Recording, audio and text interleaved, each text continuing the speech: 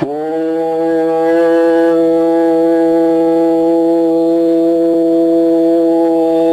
ஈஸ்வரா குருதேவா.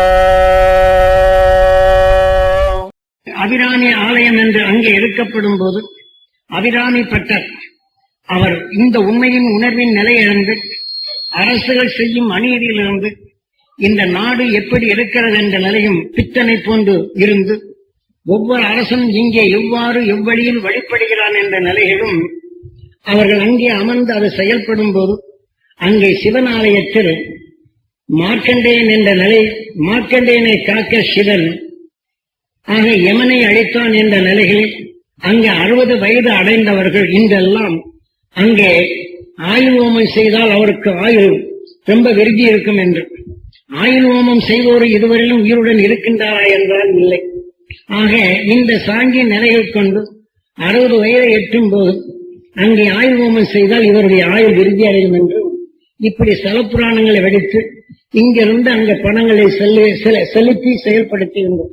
அதிலே பிடித்த அபிராமி என்ற நிலையில் நல்ல ஒழுக்கங்களும் உயிரை எப்படி நாம் நேசிக்க வேண்டும் என்றும் உணர்வை நம் உடல் எப்படி இயக்குகிறது என்ற நிலையும் நல்ல ஒழுக்க பாடல்களை அங்கே அமைந்து பாடி அவனை ஒரு பித்தன் என்றே தான் கூறினார்.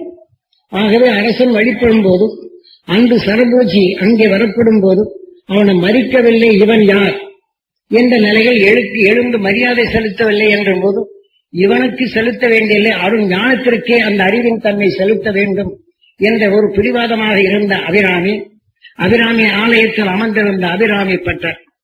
ஆனால் அங்கே வெளிப்படுத்தி அரசன் கேட்கப்படும் போது நீ அவ்வளவு பெரிய ஞானி என்றால் இங்கே திதி என்ன என்ற நிலைகள் அங்கே கேட்கின்ற அன்றைக்கு அமாவாசை என்று பௌர்ணமி என்று சொல்லிவிட்டார். நீ பௌர்ணமி என்று எப்படி நீ சொல்லலாம் இந்த இருளான நாளே என்று கேட்கின்றான்.